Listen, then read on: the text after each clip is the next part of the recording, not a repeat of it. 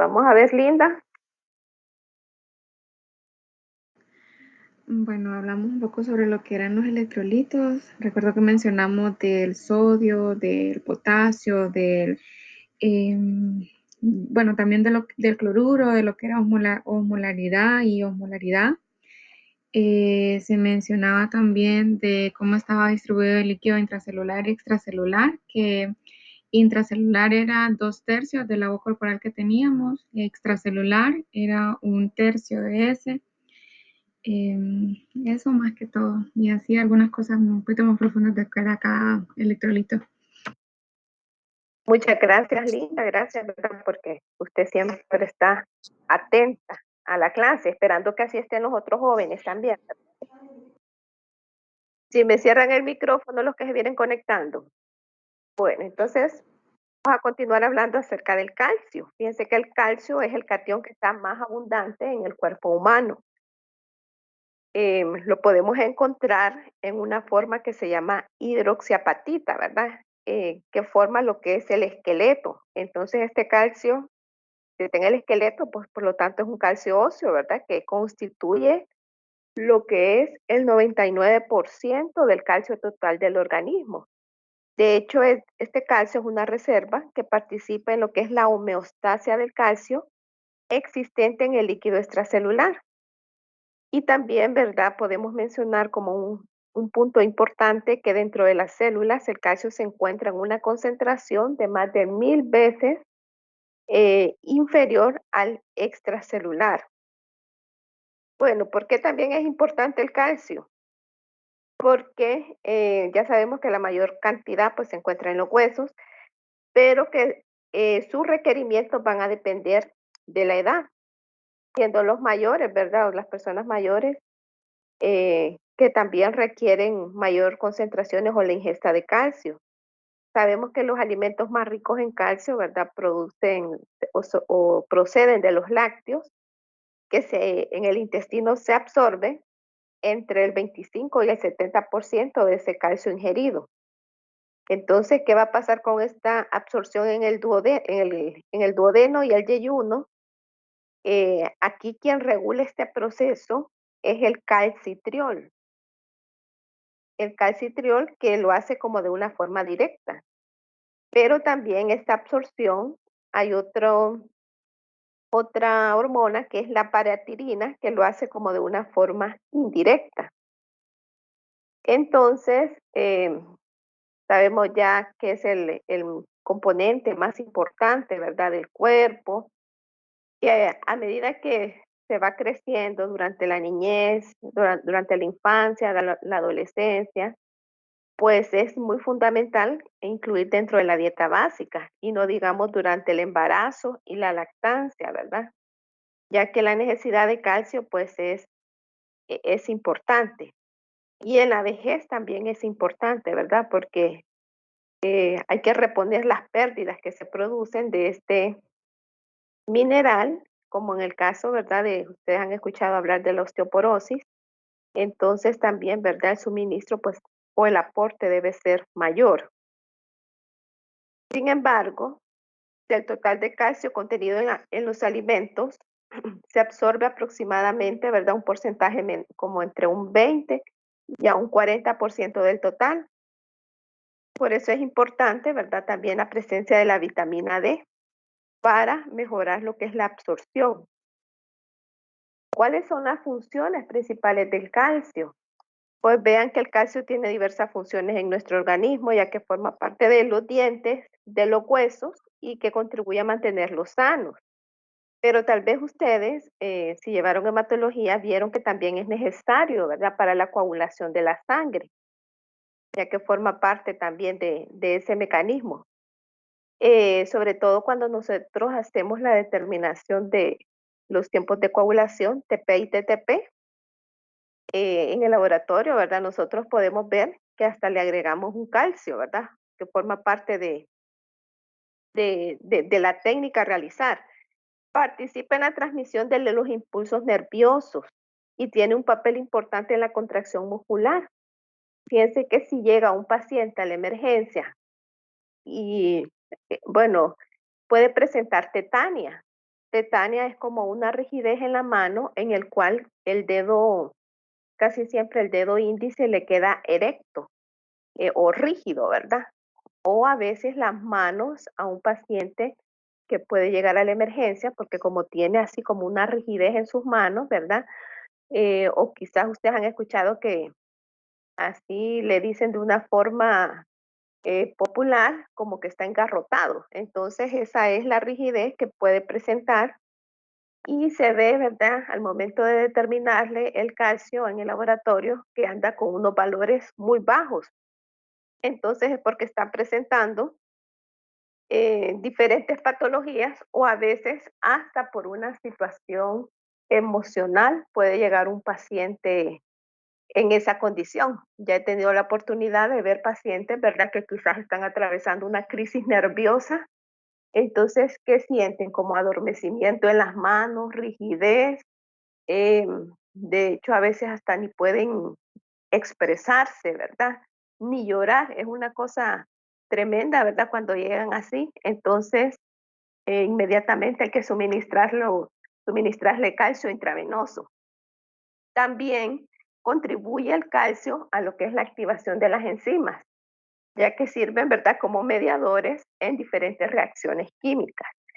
Es importante también el calcio porque participa en lo que es la absorción de la vitamina B12. Y aparte de ello, el calcio, ¿verdad?, colabora en lo que es la permeabilidad de las membranas celulares para que éstas puedan efectuar ese intercambio de las sustancias, ¿verdad?, en el medio, sobre todo cuando existe el oxígeno y los nutrientes.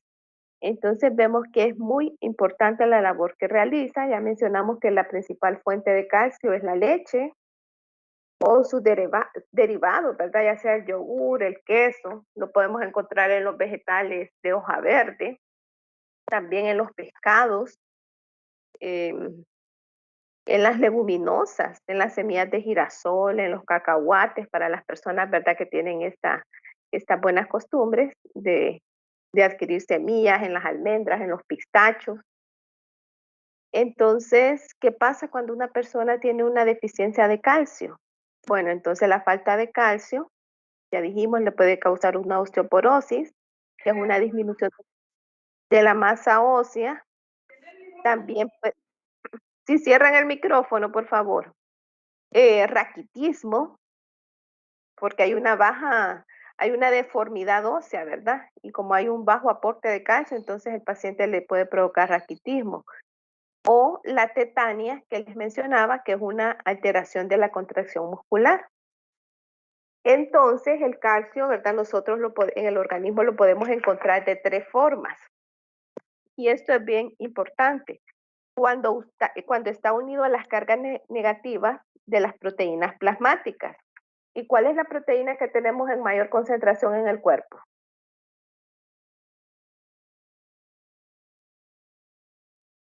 En el suero. ¿Recuerdan ustedes esa proteína que es tan importante que sirve como medio de transporte, que mantiene la presión oncótica? ¿Cómo se llama esa proteína?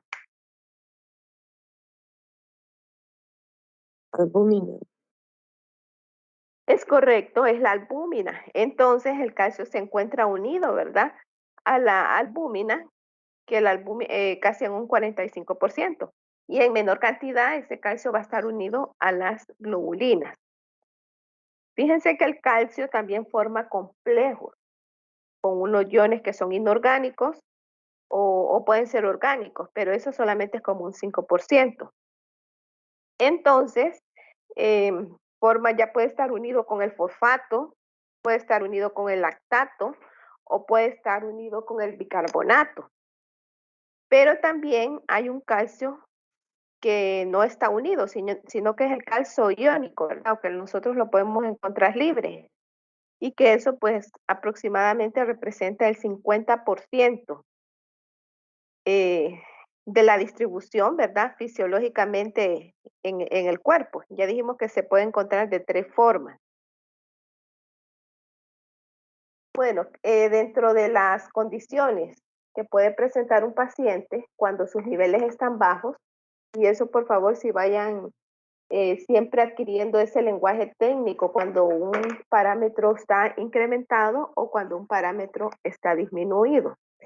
Vamos a ver, ¿quién recuerda el término utilizado cuando el sodio está alterado?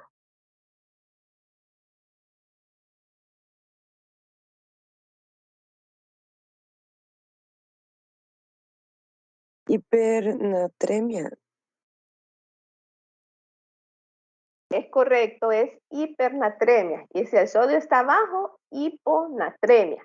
Entonces, en este caso, como el calcio está bajo, hipocalcemia. Entonces vemos que una de las condiciones es el hipoparatiroidismo, que es una deficiencia, ¿verdad?, de la hormona paratiroidea, que puede ser causada por un trastorno autoinmunitario o puede ser por un daño iatrogénico. Cuando decimos un daño iatrogénico es algo que va a ser dañino para la salud, ya sea que ha sido inducido por medicamentos o por, de hecho, hasta una quimioterapia, ¿verdad? Sabemos los efectos que le puede provocar a una persona o porque se le realizó una cirugía sin haberla necesitado. Entonces son los efectos secundarios que puede provocar ya sea un medicamento o un procedimiento, ¿verdad? Entonces a eso se refiere como daño iatrogénico. O también la causa del hipoparatiroidismo es cuando le extirpan la glándula tiroides, ¿verdad? Durante ese procedimiento se llama tiroidectomía. Entonces los síntomas de hipoparatiroidismo se deben a porque hay una hipocalcemia, ¿verdad? Entonces el paciente va a presentar hormigueo en las manos o alrededor de la boca, puede presentar calambres musculares y como les mencionaba, pues en los casos graves le puede dar tetania, que es la rigidez, ¿verdad? O contracción muscular. Em, la medición de la hormona, en este caso es importante hacer las mediciones de ese perfil, ¿verdad? T3, T4, TSH, ya que es importante pues al momento de dar un diagnóstico, pero que también siempre va a estar acompañada, ¿verdad? De lo que puede ser una tomografía axial computarizada o a través de un ultrasonido. Entonces, el hipoparatiroidismo se caracteriza porque hay una hipocalcemia, entonces cuando el calcio está bajo, aquí se da una hiperfosfatemia, es decir, que el paciente va a presentar el fósforo incrementado y aparte, ¿verdad? También eh, puede tener una tetania crónica. Es importante mencionar que hay hipoparatiroidismo que puede presentar, ¿verdad? Después de un proceso posoperatorio, que también puede ser que el paciente, pues ya mencionamos, que va a presentar síntomas de hormigueo, calambres. Hay pacientes que se les cae el pelo, que sus uñas pues presentan así como unas líneas que son de forma vertical. También, ¿verdad? Es importante que aparte de hacerle o determinarle la T3, la T4, la TSH, al paciente se le evalúen los niveles de calcio y de la vitamina D. Bueno, eso básicamente con los niveles de bajo de calcio. También hay enfermedad renal. Entonces aquí cuando hablamos de enfermedad renal, se da que no se puede reabsorber el calcio, ¿verdad? Ya sabemos que la vitamina D es una de las funciones que realiza, favorecer, ¿verdad? Lo que en el yeyuno, lo que es la absorción del calcio. Pero fíjense que algunas de las enfermedades renales, como es el síndrome nefrótico que ya vimos en clase pasada, la insuficiencia renal aguda y la insuficiencia renal crónica también hacen que los niveles de calcio disminuyan y entonces aquí se da ese proceso antagónico. Mientras calcio disminuye, el fósforo se incrementa y la paratormona también. Me gustaría consultarles si ustedes recuerdan cuáles son las características de el síndrome nefrótico, que eran 4 características, ¿verdad? Que resaltaban en los pacientes. ¿Quién los recuerda?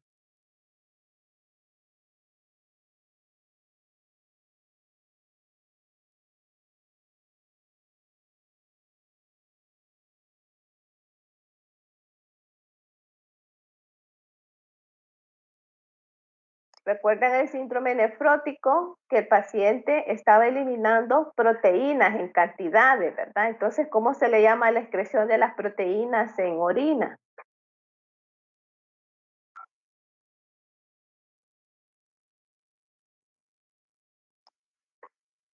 Proteinuria, ¿verdad? Que decíamos que era mayor a 3,5 gramos en 24 horas. ¿Qué más presentaba un paciente con síndrome nefrótico?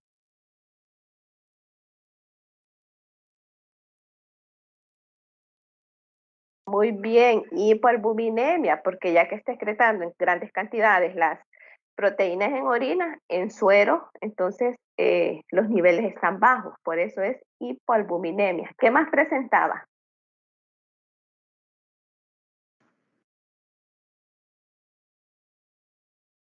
Muy bien, ¿verdad? Entonces vemos que aparte de eso, esos pacientes en esta condición también van a presentar los niveles de calcio disminuidos. Y tenemos otro que es pues la deficiencia de la vitamina D. Eh, pues la vitamina D, fíjese que tiene diferentes acciones, ¿verdad? Ya que en el intestino favorece lo que es la absorción de quién, del calcio y del fosfato. Entonces estimula en las células de la mucosa intestinal la síntesis de un compuesto que se llama calvindina. Esta es una proteína que une al calcio y que participa en el proceso de absorción. Eso es bien importante. Calvindina se llama, ¿verdad? Que participa en esa síntesis. De esa forma, utilizando ese mecanismo, es como favorece la absorción del calcio. ¿A dónde? En el yeyuno.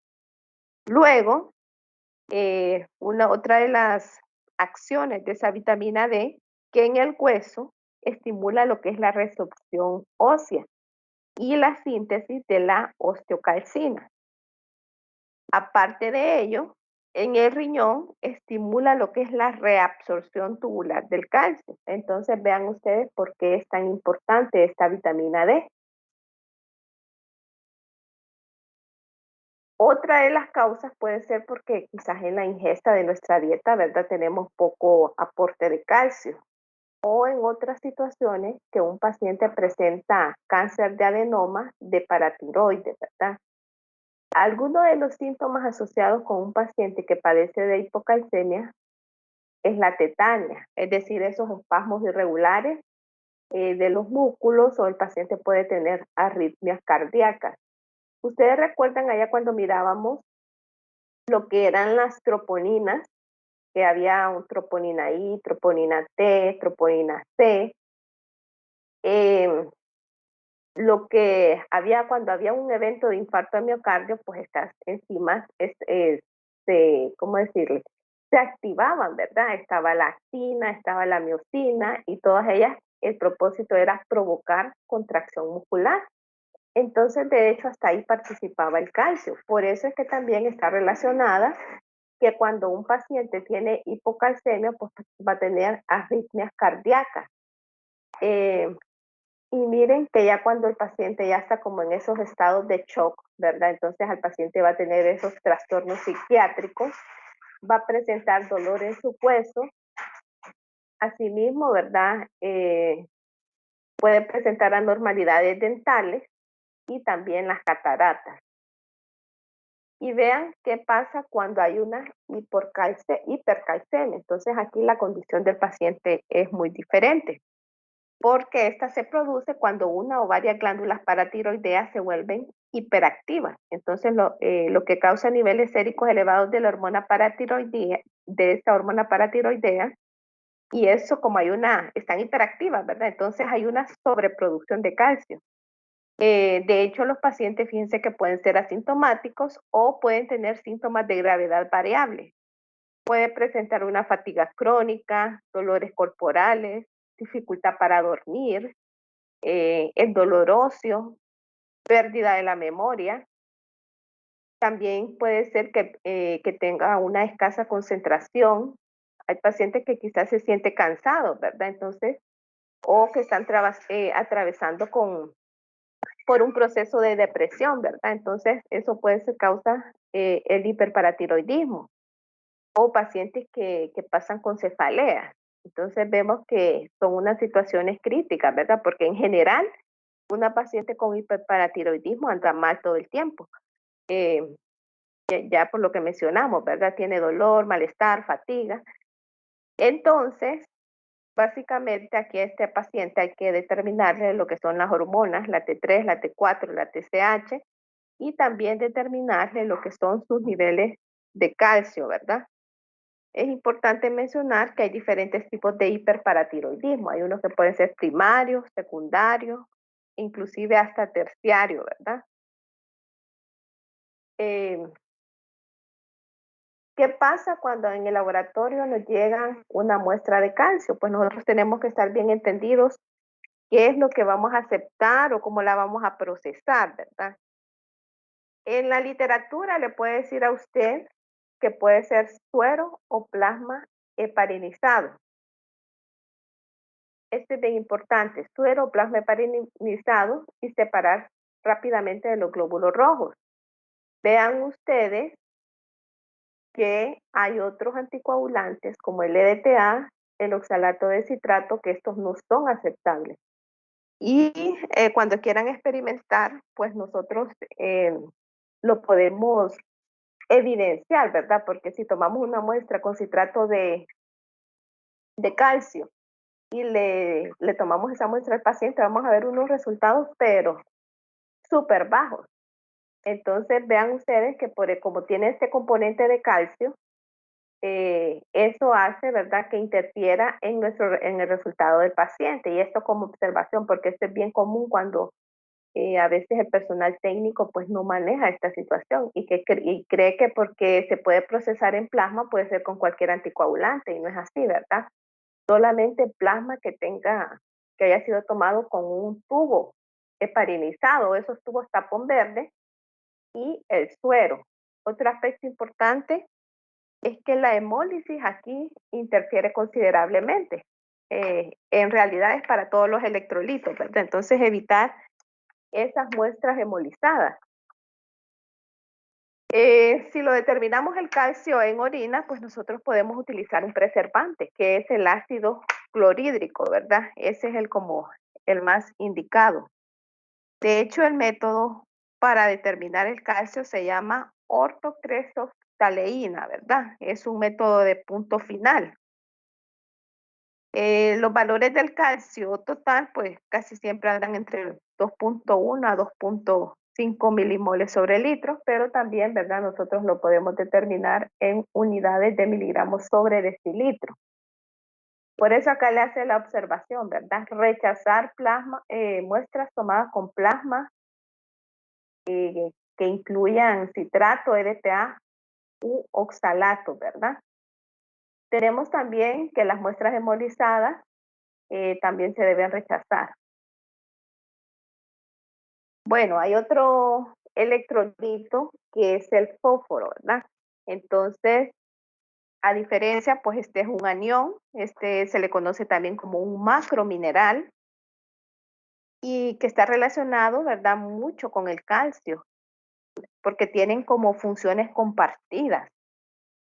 Asimismo, como en las fuentes alimenticias donde están presentes, sabemos que la biodisponibilidad del fósforo pues mejora en presencia de vitamina D, de vitamina C y de proteínas.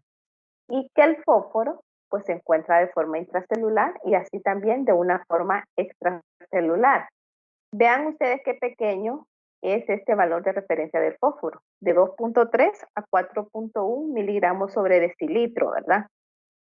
Entonces, dentro de las funciones del fósforo, pues fíjense que previene la carie dental, también forma parte de los huesos, ¿verdad? Y disminuye lo que es la pérdida de la masa ósea.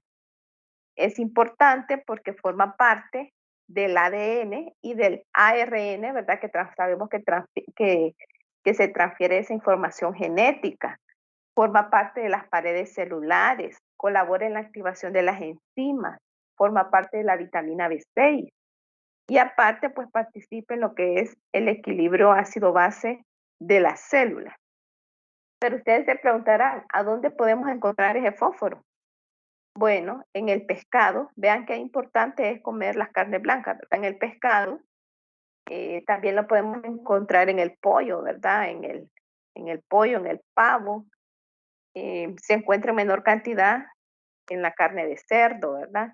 De hecho, en los lácteos son ricos en potasio, en fósforo, como en la leche, el queso, ¿verdad? Los huevos, el pan integral, las lentejas, los frutos secos, vean que es bien frecuente en lo que les he mencionado porque son ricos en estos electrolitos, ¿verdad? Los frutos secos, ya sean las nueces, los pistachos, las almendras.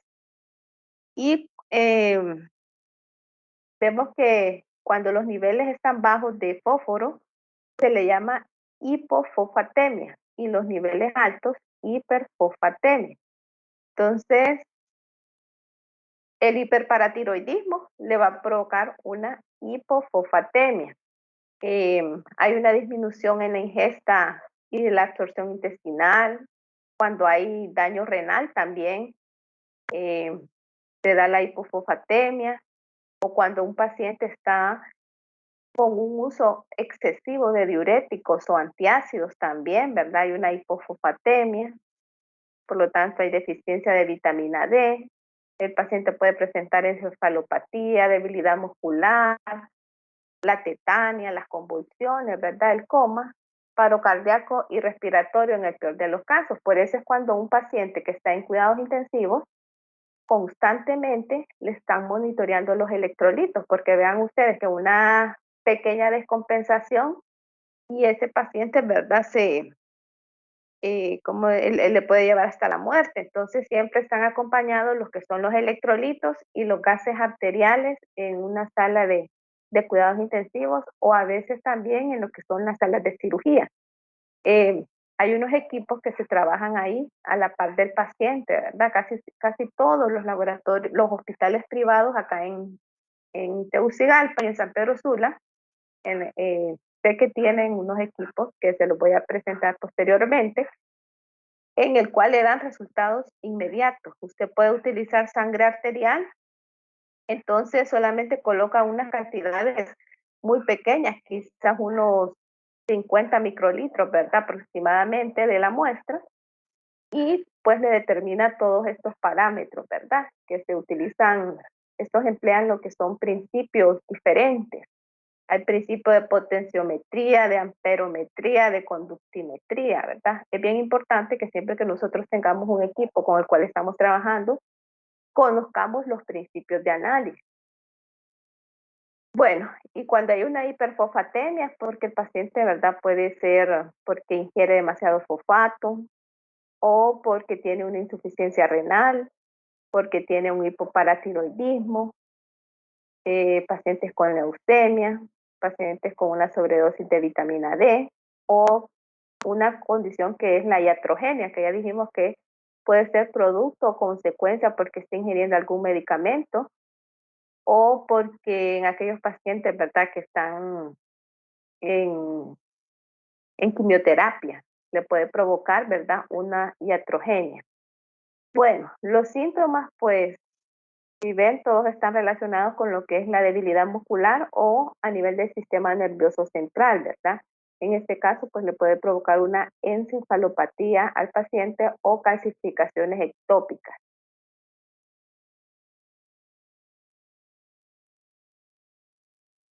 Bueno, hay otro cation que también es de interés y se llama el magnesio, que este cation, pues, es el segundo cation intracelular que es más importante. Vemos que también se encuentra distribuido en los huesos y en los dientes, ¿verdad? De un 60 a un 65%, en el músculo, en el hígado un 27%, de forma intracelular en un porcentaje menor, ¿verdad? De 6 a 7% y extracelular 1%. Vemos que el valor de referencia es muy pequeño, ¿verdad? De 1.6 a 2.6 miligramos sobre decilitro. Y bueno, dentro de las funciones del magnesio es que interviene en el mantenimiento de los dientes, del corazón, ¿verdad? Y en tener los huesos sanos. Participa también en el metabolismo energético. en la activación de las enzimas, ¿verdad? Que liberan lo que es la glucosa. También favorece lo que es la formación de las proteínas, forma parte de la estructura ósea y también interviene en la contracción nerviosa y en la transmisión nerviosa.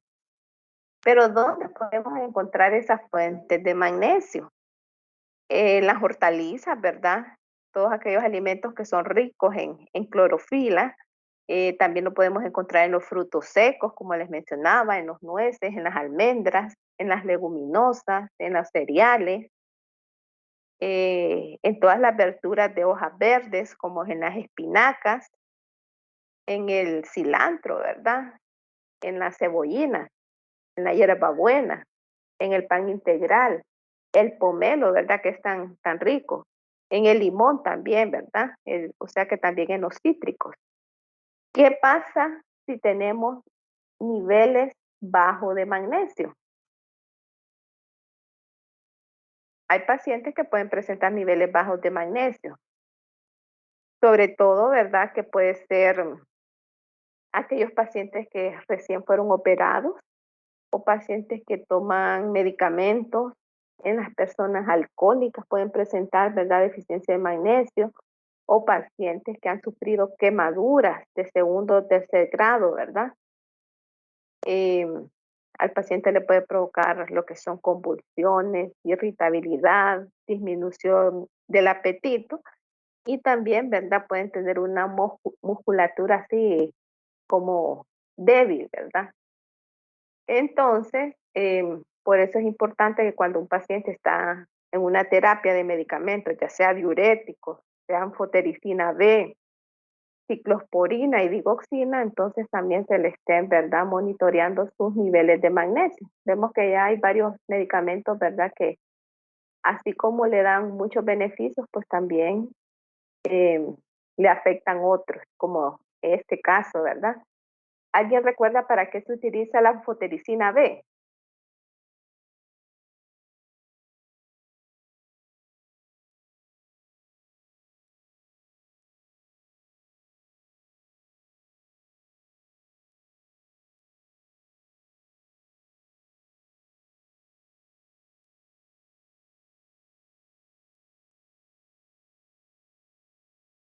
Vamos a ver si alguien lo busca. ¿Para qué es utilizada la anfotericina B? Es un antifúngico. Ujú, muy bien. ¿Y la ciclosporina?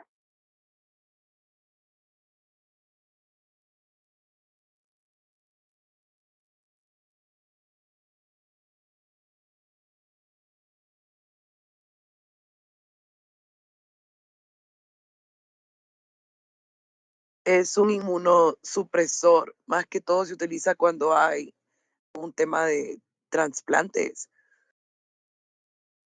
Es correcto, sobre todo cuando hay trasplantes, ¿verdad? De tipo renal, es donde es más utilizado.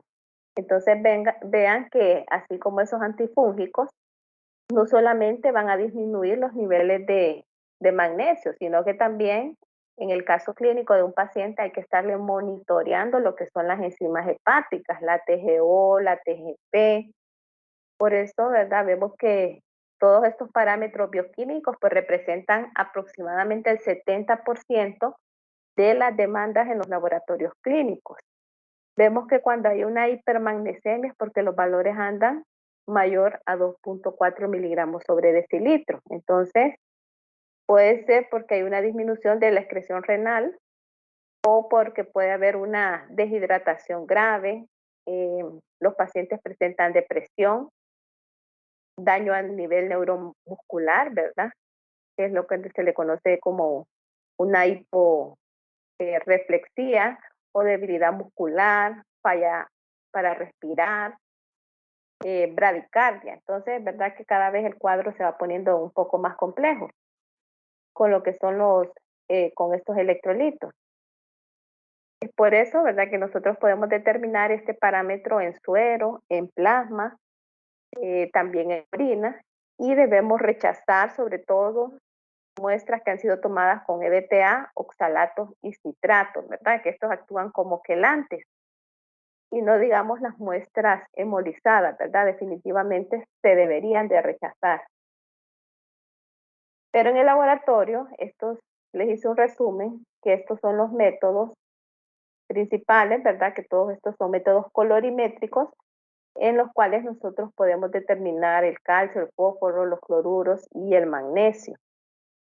En el laboratorio pues vamos a hacer este método de calcio, ¿verdad? Que es el ortocresoftalina complexona o arsenato 3. Ese es el que vamos a utilizar nosotros, en el cual pues vamos a ver una reacción como un color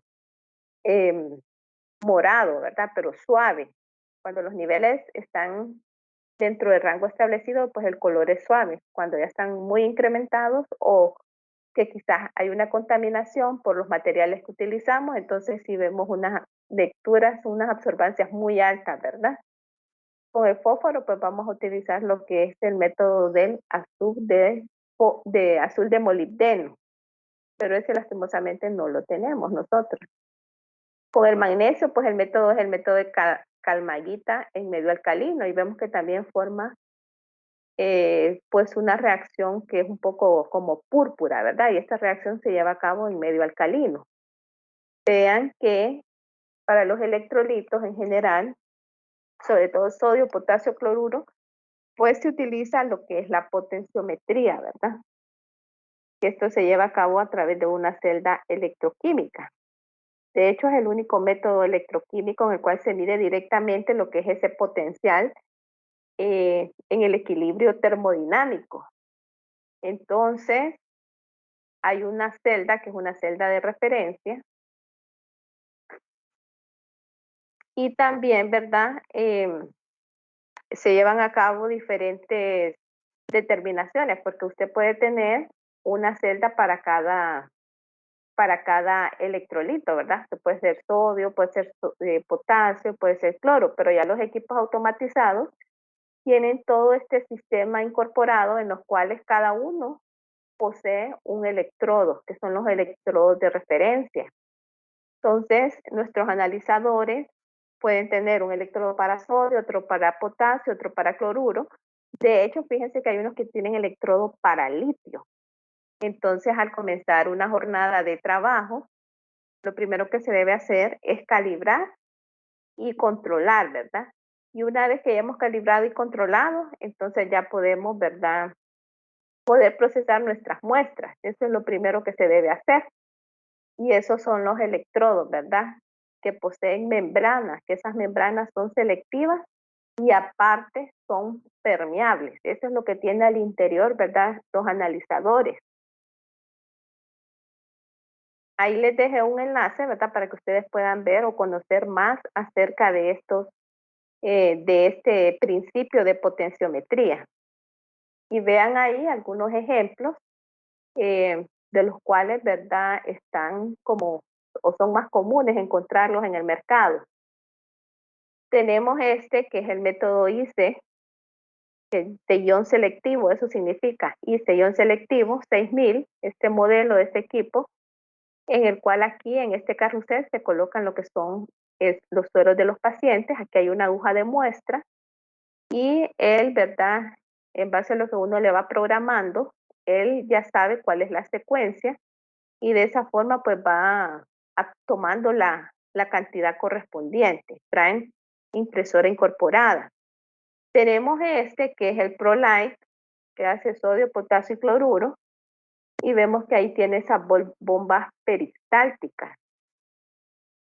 Tiene dos celdas acá, una que es para cation y otra que es para aniones. Entonces aquí sale lo que es la aguja, que es la toma de muestra, y este cuadro que ven acá, este es el reactivo. Fíjense, es un paquete que está sellado, se le coloca ahí, tiene que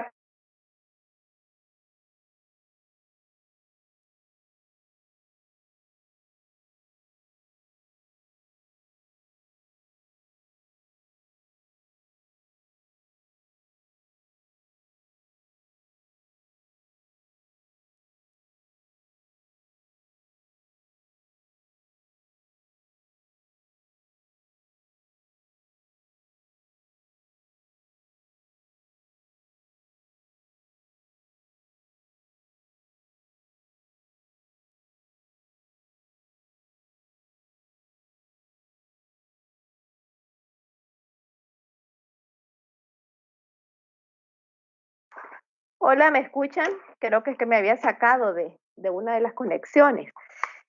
Creo que alcanzaron a escuchar este primer equipo, ¿verdad? Si alguien me confirma, el que le Sí, estoy señalando.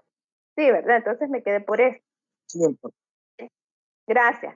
Les mencionaba que este se llama ProLight y fíjense que tiene lo que es esta bomba peristáltica, tiene lo que son cátodos y ánodos y también, ¿verdad? Aquí sale lo que es una aguja para la toma de la muestra. Entonces, este es el paquete de reactivo, viene sellado y casi siempre es para 2500 determinaciones. Después de unos 40 segundos, pues nosotros ya tenemos un resultado de los 3 parámetros para el paciente. Y este tenemos el iStat, que es el que les mencionaba, que se encuentra en casi todos los hospitales privados. Es un equipo que se trabaja a la par del paciente, puede estar en salas de hemodinamia, de cuidados intensivos, en la emergencia, o también hay otros que lo tienen en el laboratorio. Entonces, lo que ocupa este equipo son estos cassettes. Estos cassettes que vienen en diferentes presentaciones. Vienen cajitas de 25, ¿verdad? Si usted solamente quiere glucosa, pues esas 25 solamente son glucosa. Si usted quiere TP y TTP, esos 25 cartuchos son TP y TTP. Si usted quiere péptido natriurético atrial, también. Si usted quiere todos los perfiles bioquímicos, le hace 8 perfiles bioquímicos a la vez. Si quiere gases arteriales, también. Si quiere electrolitos, también se los determina. Y hay una presentación que le determina gases arteriales y electrolitos a la vez, ¿verdad? Tuve la oportunidad de actualizar, de trabajar en una empresa, ¿verdad? Por años, en lo cual era pues la asesora científica, entonces me tocaba andar actualizando el software de este equipo particularmente, que es de la marca Abbott. Aparte, ¿verdad? Daba entrenamientos en todo lo que son los equipos automatizados. Entonces, por eso es que les menciono, ¿verdad? Que conozco muy bien este equipo. De hecho, cuando ustedes han escuchado las brigadas de los norteamericanos que vienen a nuestro país y que hacen cirugía de corazón abierto, ellos andan, la última vez andaban 7 de estos equipos, ¿verdad? Para trabajarlos ahí a la par del paciente. Entonces, aquí en este cassette es donde se le coloca la muestra. Luego, usted cierra la tapa y él por cromatografía automáticamente sube, ¿verdad? Hasta acá donde está la marca azul. Y luego él hace su distribución a lo interno, ¿verdad? Aquí están estos electrodos, los cuales se colocan en la parte posterior del equipo, esos pines que hacen contacto y después de 120 segundos, pues nosotros ya tenemos los resultados que necesitamos. El equipo pues se autocalibra solo. Y vemos que es una gran ventaja, ¿verdad? Porque da resultados oportunos, confiables, porque de hecho también tienen un control de calidad, ¿verdad? Que vienen en unas ampollas. Quizás la única limitante que yo le veo a este equipo es que como son electrolitos, ¿verdad? Entonces traen fechas de vencimiento corto, quizás de unos 4 o 5 meses. Y si usted no utilizó esos cartuchos en ese tiempo, entonces es pérdida, ¿verdad? Para el laboratorio. No sé si tienen alguna pregunta, jóvenes. Hemos terminado, ¿verdad? Con lo que es el segundo parcial. La presentación ya está en el campus. Para poder ustedes profundizar más acerca de este tema de electrolitos, deben leer el capítulo 4 y el capítulo 6, ¿verdad? Del libro de Principios de Bioquímica Clínica y Patología Molecular.